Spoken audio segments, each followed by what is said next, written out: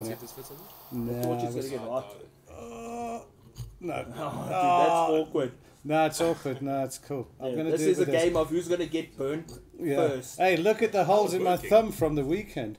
Look, I've got there's a triple across here. There's 4 rings there, and there's 4 on my fucking. It's terrible, dude. Both of them. Look at it. Big blisters from e-nails for the weekend. Are we kicking it? Lekker. We're flying. We're kicking. We're flying. Yeah, we're cruising. We're hitting altitude.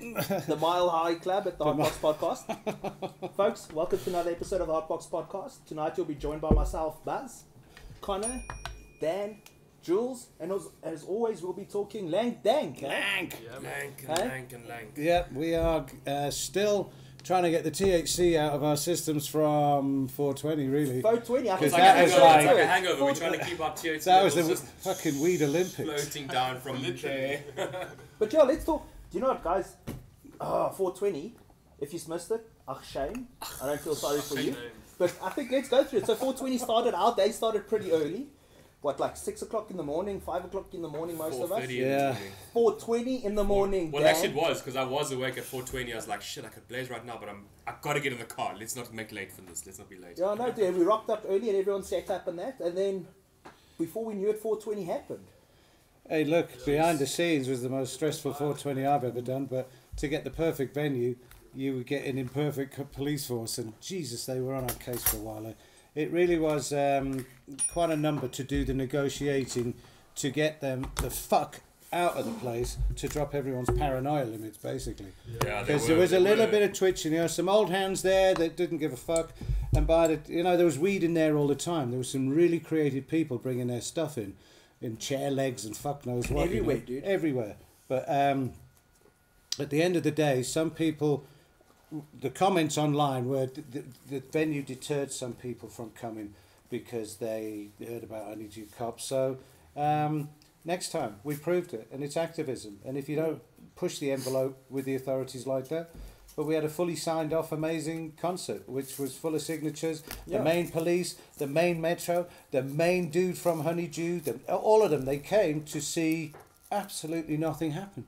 Yeah. a bunch of unviolent, chilled out Chilled out, geez. people. Fuck, I saw you like it by 2 o'clock in the afternoon. You were pretty fucking irie, mate. And you were fucking put- chill. that far off the But ground. it's also, it was all that fucking blowback. But we're going to get there. Because, yeah, guys, to be real with you, 420, lacquer venue and all that. But early in the morning, a lot of cops rocked up. A lot of Even cops. the day beforehand. Yeah, the day before. Three times in one day. Yeah, look, they knew we were coming, and they'd been watching social media, and the brigadier said, "Yeah, but we've been seeing you posting about what you're going to have for breakfast."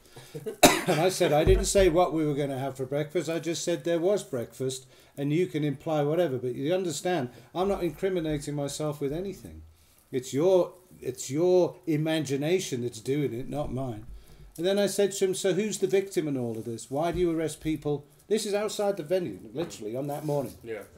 Oh, where all those cops were gathered. Yeah, so he's there sitting in a minibus. But also, like what for me epitomized the moment is, I think this is also an eye-opener for a lot of the cops, hopefully, which makes life a bit easier, hopefully. Yeah, hopefully. But it was like so funny, because I'm not going to say this in a take a heap of salt with it way. There was a dab bar. Oh, you motherfuckers missed out if you weren't there. And this thing was pumping, and this thing was dank, and it went like a little choo-choo train. Poof, poof, Bro, you non-stop. didn't clean the e-nail. Yeah, no, but what was so funny E-nail looked is like...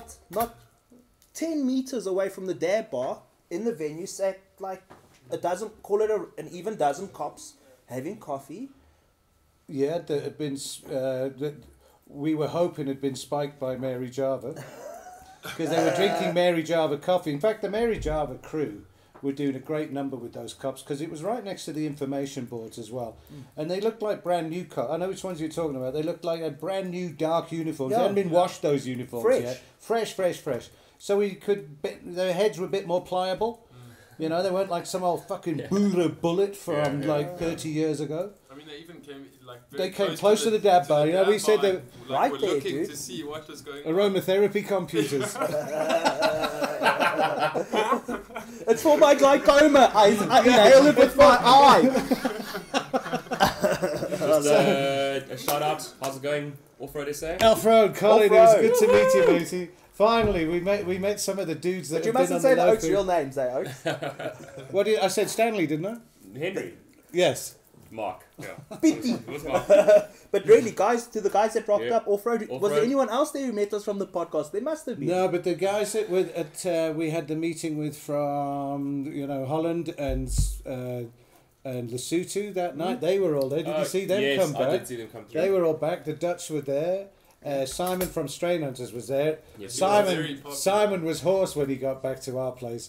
When he got back to the posse that night to sleep, he could barely talk because people were doing a double take. They couldn't actually believe they saw the Smoke with icon. me. Let's smoke. Taste this. How about this? He How about fucking this? had a pocket full of buds when he got back. He had I little remember. sections. Must get tired of it. But also, there were a lot of people there. Jeremy was there. Yes, he was. For what it's worth, Bongalong was there. They were actually doing some cooking. Their store was really popular. Yeah, but Everybody let's not- seemed to do well. Yeah, everyone seemed to do well. The Amadab dudes looked as if they were doing some sort of run. They had a The like a Warthog little Oaks. double Warthog. Not Amadab. Warthog resin. Amadab. Yeah. Warthog. The rosin- Sorry, yeah, the the rosin rosin tech guys, dude. yeah. Do you that see was their good. little bubbler on their stand? I didn't see They had a that. nice little double perk going down with an e-nail. They were all set up nicely in the trees there. Yeah. That second stage was so lekker. Yeah. Dropping great reggae for 5 hours. And not even just reggae, like it was kiff tunes off the second. Personally, I caught myself jamming along quietly to the second stage more than the main stage. I agree, but I think it was the placement. Out of anything, you couldn't get up close and personal unless you went all the way down to that embankment thing. Yeah, dude. You know, I think the second stage was rad. They were even doing dubstep at one stage. Yes. Just really- Yeah, dude. It's Yeah. fun alles, eh? Just very There's a whole bunch of photos coming up on the feed now of D-Day. There's a lollipop here now of somebody put a post on the event page saying the 15 milligram grape lollies were on point. Yeah, they were. Oh, there was so much great stuff. And there were also giant joints. Yeah, some airy looking folk. That photo's a good one. And then of course the skydivers came in. We dropped in 3 skydivers, and Werner, our MC, said, "And the weed's arriving." And at that point, I thought, "Fuck it, man! We could have played that. Damn it! We could have dropped it in with whatever package it was. I could have swapped it out in the movies, come out and just start doing fucking Father Christmas in this tent. We could. There's always a next time. We could have had drones dropping weed Well, into the cloud. You would check everyone following the drone like it's a fucking Pokemon. because Myrtle, the last thing Myrtle said was keep your eye on the sky. And we got it wrong by about 3 minutes. We timed it so fucking nicely. But we had so much going on. Like everything So was much. more this year. Like if we had to go around the table because we're going to get into our topics for the week. Like, Connor, was there a particular highlight for you at D-Day? I think when the skydivers dropped, I think that was a very memorable moment. I felt so emotional at that. For some weird reason, I just felt power. You know, like somehow, like our voices were being heard and it was being represented in the sky. So I think that was really powerful for the community. You know, I really felt that. What about And then the dab bar was a huge highlight. I had so much Aha. fun. You Like, were- hundreds of people there for hours on end. It was so good. every time I saw you, you were there. You were meant to be doing all sorts Yeah, of they other things. landed, You eh? just got trapped in there. It was and ridiculous. it was like a matrix of cannabinoids that wouldn't let you out. Literally. We're going to have a problem. Write that down. You know how the miners came back and sued the mines for like black lung and asbestos lung? In 20 years, Connor's going to come knocking Yeah, at our it's door with a fucking- lawsuit because that dab bar was Yeah. dank with the dabs and the vape, eh? You couldn't escape Yeah. it. It was Well, just like, We were trying to do the maths of it, and there was probably 50 grams there. And if there was like 40 per dab, because there's a lot of waste on a day like that as Yeah, a well. lot. There's about fucking cleaning those pipes the next day was hectic. Must have been about 2,000. Probably between 1,600 and 2,000 dabs on Yeah. 3 rigs. So you're doing at least 600 on each rig, whatever happens. And if you got 8 hours to do it, because we didn't put it out till we stopped freaking out a bit. yeah. The cops had gone, and in fact, the cops' dust wasn't settled on the road out when we pulled And we this pulled it out and sheet let's off the go! Luckily the nails are preheated. Yo, but that Yeah. was such hype. Okay, dude. Do you know what it looked like? The dab bar, as we were setting it up, you know those Black Friday sales? Yeah. It was like that, but what happened is first one oak slowed down and slowly looked and then sort of walked back to see what was going on, what we were about to set up, and he was like, and it just built so quickly that there was this horde of people. It was like a bunch of bees around the honey. Actually. Yeah, As it soon was. as we It was a put this high. race Oh, on, buzzer! yeah. What the fuck's going on here? Wow, dabs. And most people I saw looked as if they were doing dab for pretty much the first time. Huh? Yes. They were using it as a conduit to the Great Spirit, or actually just being as high as fuck. And the little badges that we had that said, ask me anything about cannabis, people at the dab bar were going, okay, I can ask you anything. What the hell is this? Yes, yes. Like, Yeah. what are you smoking? And you know what the weird thing is? They would stand there and say, what is this? He's so like, they've never tried it, but they know they're in an environment where, well, they would know that they're in an environment where it's nice and safe and everything's fine, and they would have a hit of it. Yeah. Not like you go to, That's what we it's were like you go hoping. to like some weird party and they offer these drugs Yeah. on the table and you're like, yo, Link, how about I haven't just tried this out? Yeah. Like, I don't really mind what it does to me because I know I'm safe. Bullshit.